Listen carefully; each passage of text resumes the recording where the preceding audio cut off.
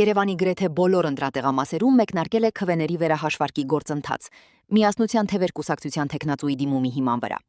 Կենտրոնական ընտրական հանձնաժողովի նախագահ Վահագն Հովակիմյանի խոսքով, թեև ներկայացված դիմումների մեծ մասը իրավական առումով թերի է եղել, հանձնաժողովները սեփական նախաձեռնությամբ ընդառաջել են գործընթացի թափանցիկությունն ապահովելու համար։ Զուգահեռաբար, Ուժեղ Հայաստան կուսակցությունը պահանջում է անվավեր ճանաչել Աբովյանի 12/13 տեղամասի արդյունքները, որտեղ քվեարկության ավարտին պարզվել էր, որ բացակայում են քաղաքական ուժերից մեկի քվեաթերթիկները։ Հովակիմյանը նշել է, որ այս միջադեպի պատճառները դեռևս անհայտ են, իսկ բողոքարկումների վերջնական պատասխանները կտրվեն հունիսի 17-ին, արդյունքների ամփոփման ժամանակ։ Շատ դիմում, շատ քիչ ենք ստացել։ Ստացել ենք, բայց քան որ դիմումները եղել են, այսինքն պաշտ չի եղել, կային ներկայացրել, պիտի ընտրատարածք ներկայացնեին, բայց կենտրոնական ընտրական հանձնաժողովի ներկայացրել կամ ընտրատարածք ներկայացրել են թեկնածուն բոլոր տեղամասերի համար ներկայացրել է, իսկ դրա իրավունքը չուներ, այսինքն ինքը պիտի ներկայացներ թեկնածուն միայն այն տեղամասը, որտեղ ինքը արդյունքների ամփոփմանը ներկա է եղել։ Մեր ուղղակի մոտեցումը եղել է այս. հնարավորինս որ տեղամասերը ցանկանում են, որպիսի վերահաշվարկ իրականացվի, ընտրատարածքային ընտրական հանձնաժողովները իրենց նախաձեռնությամբ, այսինքն հասկացաք դիմումը չի եղել պատշաճ մերժվել է, բայց իրենք նախաձեռնությամբ սկսել են վերահաշվարկներ իրականացնել ու հիմա ընթանում են։ Ուժեղ Հայաստան կուսակցության անդամ իրավաբան Գոհար Մելոյանը հայտարարել է, որ նախընտրական փուլում իրենց թիմից շուրջ 7000 անձ է ձերբակալվել կամ կալանավորվել, նպատակ ունենալով ահաբեկել վստահված անձանց ու համակիրներին։ Ըստ նրա արձանագրվել են ահռելի ծավալի խախտումներ, այդ թվում մեկ հասցեում մինչև 3000 մարդու հաշվառում եւ ավելի քան 1700 անվավեր քվեաթերթիկ, ինչը եռակի գերազանցում է նախորդ ընտրությունների ցուցանիշները։ Մելոյանը մատնանշել է նաև տեխնիկական սարքերի անսարքությունները, չկապարակնքված քվեատուփերն ու արցախցիների ընտրական իրավունքի զանգվածային սահմանափակումները։ Նա առանձնակի մտահոգություն է հայտնել զինվորների ուղղորդված քվեարկության եւ հնարավոր կրկնակվեարկությունների վերաբերյալ, որոնք տեղի են ունեցել տեղամասերի փակվելուց րոպեներ առաջ։ Իրավաբանը հերքել է իշխող ուժի պնդումները, թե վերահաշվարկով իրենց ձայներն ավելացել են, փաստելով, որ իրականում արձանագրվել է հակառակ պատկերը։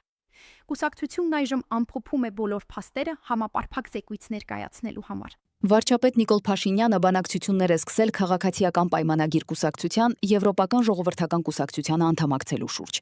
ԵԺԿ-ն համարվում է Եվրոպական միության խոշորագույն եւ ամենաազդեցիկ համաեվրոպական քաղաքական միավորումը։ Ինչպես հայտնում է Euractiv լրատվական պորտալը, թեև վերջնական որոշում կամ հստակ ժամկետներ դեռևս չկան, սակայն Փաշինյանն արդեն իսկ հստակ հետաքրքրվածություն է հայտնել այս գործընթացի նկատմամբ։ Դրական որոշման դեպքում անդամակցության գործընթացը կարող է վերջնականապես ավարտվել 2026 թվականից հետո։ Կրեմլը պաշտոնապես արձագանքել է Հայաստանում կայացած խորհրդարանական ընտրություններին, նշելով, որ Ռուսաստանը նախընտրում է սպասել վերջնական պաշտոնական արդյունքներին։ Ռուսաստանի նախագահի մամուլի քարտուղար Դմիտրի Պեսկովը հայտարարել է, որ Մոսկվան չի շտապի շնորհավորել Նիկոլ Փաշինյանին, քանի դեռ չկան պաշտոնական եզրակացություններ։ Ըստ Պեսկովի, քվեարկության ընթացքում Հայաստանից բազմաթիվ տեղեկություններ են ստացվել արձանագրված խախտումների վերաբերյալ։ Կրեմլի ներկայացուցիչը շեշտել է, որ ընտրական գործընթացում եղել են բազմաթիվ անհասկանալի պահեր, որոնք պահանջում են հստակեցում։ Հենց այս հանգամանքով է պայմանավորված ռուսական կողմի զուսպ դիրքորոշումը հաղթանակի մասին հայտարարած ուժի նկատմամբ։ Պեսկովն ընդգծել է, որ պաշտոնական տվյալներն այժմ առանձնակի կարևորություն ունեն ստեղծված իրավիճակում։ Համացանցում մեծ հետաքրքրություն է առաջացրել մի հուզիչ տեսանյութ, որտեղ բրազիլացի աղջիկը զարմացնում է հայ տաքսիստին իր հայերենի փայլուն իմացությամբ։ Ընդամենը 3 ամիս Հայաստանում բնակվող աղջիկը, ում ամուսինը հայ է, անկաշկանդ զրուցում է վարորդի հետ, գովում մեր երկիրն ու հիացմունք արտահայտում հայ ժողովրդի հանդեպ։ Ստեղ ավելի լավ է։ Մատիկ ավելի լավ էներգիա։ Դու քան տարեկան ես։ 31 Բրազիլիան բարևձես օյ Բրազիլիան օյ Պորտուգալերեն մենք բրազիլիացի եմ, բայց մեր լեզու չէ բրազիլերին չի կա, պորտուգալերեն բրազիլիացի պորտուգալերեն, որովհետև մեր պորտուգալերեն մի քիչ տարբեր պորտուգալերեն Պորտուգալիա։ Շատ լավն եք, դուք էլ շատ լավ ժողովուրդ Մեսի շատ։ Բաքվի վերաքննիչ դատարանում շարունակվել է հայ գերիների, այդ թվում Արցախի նախկին ղեկավարների դեմ հարուցված շինծ ու գործերի քննությունը, որի ընթացքում Արայիկ Հարությունյանի պաշտպանը միջնորդել է արդարացնել իր պաշտպանյալին։ Դատական նիստի ժամանակ Արցախի ԱԺ նախկին նախագահ Դավիթ Իշխանյանն ու ՊԲ նախկին փոխհրամանատար Դավիթ Մանուկյանը պահանջել են շարունակել դատավարությունը, իսկ հաջորդ նիստը նշանակվել է հունիսի 16-ին։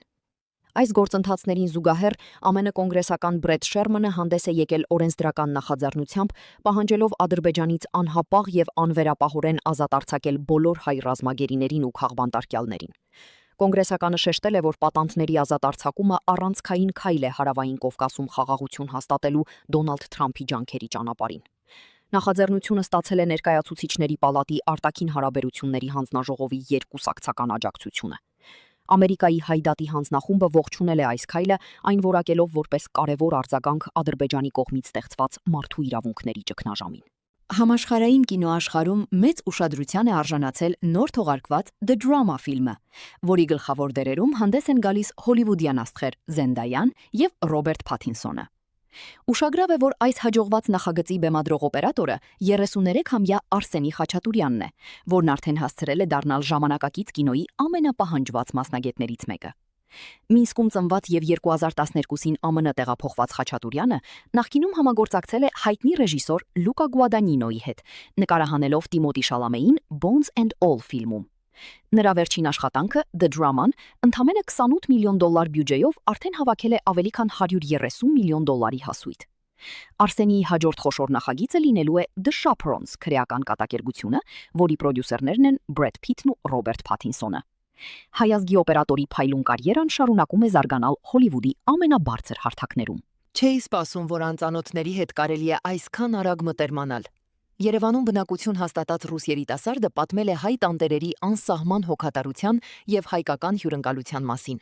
Նրա խոսքով ամենօրյա բարի լույսն ու բարի гիշերը դարձել են սիրելի ծիսակարգ, որոնք ջերմացնում են առօրյան եւ ստիպում իրեն զգալ ինչպես տանը։ Оказалось, что сдается только второй этаж жилого дома, а на первом этаже живут хозяева.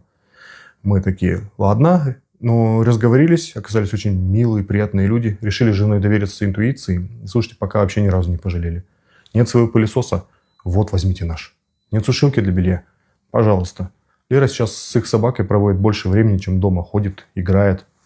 Я вообще не думал, что можно так быстро сойтись с совершенно незнакомыми людьми. Но вот эти вот утренние Барри Луис и вечерний Барри Гишер, они уже стали отдельным новым каким-то ритуалом каждого дня, который мне очень нравится. Не думал, что такое бывает, но мы сейчас вот так живем.